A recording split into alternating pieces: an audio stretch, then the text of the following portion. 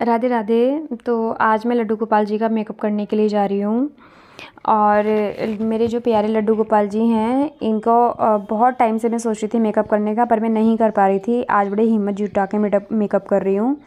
एक तो ना ये जब अपने आप से करो ना तो बिल्कुल फ्लॉलेस मेकअप हो ही नहीं पाता है, अच्छे से नहीं हो पा रहा था। सारा मैं रिकॉर्ड नहीं कर पाई क्योंकि कभी कहीं कलर करना पड़ रहा था, कभी कहीं कैमरा अच्छे से सेट नहीं हो पा रहा था। एक बंदा चाहिए आपको जो लगातार रिकॉर्ड करता रहे। मेरे पास कोई भी नहीं है, मुझे अकेले ही सब करना पड़ता है, तो मैं पूरा रिकॉर्ड नहीं कर पाई। लेकिन बाद में मेरे को पूरा कलर करने के बाद ऐसा लगा कि फ्लॉलेस तो मेकअप हुआ नहीं, जैसे थेप दिया गया हो इनके ऊपर, इस तरह से मेकअप हुआ। मेकअप अच्छा बिल्कुल भी नहीं हुआ। अब मैं कहीं बाहर से मेकअप कराऊंगी तब मैं, और अब मैं देखना बहुत अंतर आएगा। और ये जो मैं मेकअप कर रही थी कभी कहीं मेरे हाथ पर लग जा रहा था, कभी कहीं बहुत मुश्किल है पहली बार मेकअप करना। एक तो ये नहीं कुछ करने देती है, बाल कलर मैं करूँगी आ गई है, बहुत परेशान कर रही थी। मेरे से अच्छे से मेकअप बिल्कुल भी नहीं हुआ, ये मैं खुद ही कह रही हूँ। और जिसको भी मेकअप करना हो वो घर पर ना करे, वो बाहर से ही करवाए।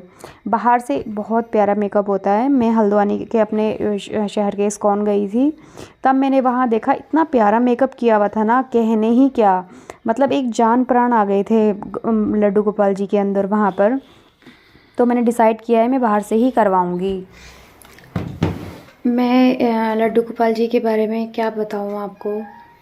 एक बार क्या हुआ कि मैंने ना, नवरात्रि चल रही थी, नवरात्रे में दशहरे पर नहीं, नवरात्रि में कन्या पूजन करने के बाद जब मैंने कन्याओं को खाना खिला दिया तो फिर उनके बाद ना मेरे को नींद आ गई। क्यों, कन्याओं को खाना खिलाने के बाद मैंने जब खाया तो 9 दिन बाद खाया था, तो मेरा पेट भरा, तो मेरे को बहुत तेज़ नींद आ गई। तो मैंने घर का सारा काम निपटा के, अलग अलग कमरे थे, एक कमरे में मैंने अलमारी में लड्डू गोपाल जी का बनाया हुआ था मंदिर, मैं सो गई। आंधी तूफान चल रहा था तो दरवाजे बंद करके सो गई कि दरवाजे बार बार पटके ना।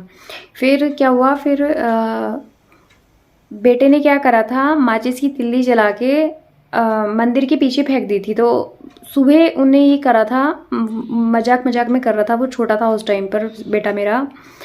तो आग उस टाइम तो लगी नहीं, लेकिन जब वो आंधी तूफान चला तो 3-4 घंटे बाद वो धीरे धीरे सुलग सुलग के पूरा मंदिर जल गया, पूरा मंदिर राख हो गया लकड़ी का, और पूरे कमरे में आग फैल गई। और तो ये उस टाइम बज रहे थे दिन के 12-1 बज रहे थे, तो मैं तो अपने घर कमरे में सो रही थी, दूसरे कमरे में। तो और दरवाज़ा बंद करके दूसरे कमरे में थे लड्डू गोपाल जी। तो लड्डू गोपाल जी की आप महिमा तो देखिए। फिर उसके बाद जो बराबर में किराएदार रहते थे, उनकी मम्मी आ रही थी, वो उनको स्टेशन पर लेने के लिए आ रहे थे। उन्होंने कहा, हाय राम, ये धुआं इतना कहाँ से आ रहा है। फिर उन्होंने कहा, भाभी भाभी खोलो खोलो। मेरे को तो कुछ समझ में नहीं आया, मैं तो चिल्लाने लगी, है राम बचाओ बचाओ, आग लग गई आग लग गई।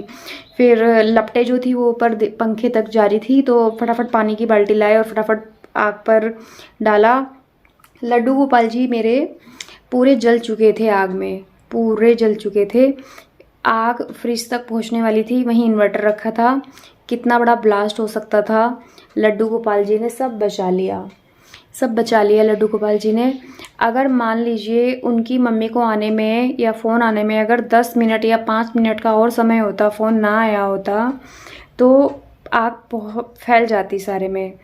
तो मेरे प्यारे से लड्डू गोपाल जी ने इतनी हेल्प की है, मतलब क्या ही बताऊँ। राधे राधे। आज का व्लॉग यहीं ख़त्म करती हूँ। राधे राधे।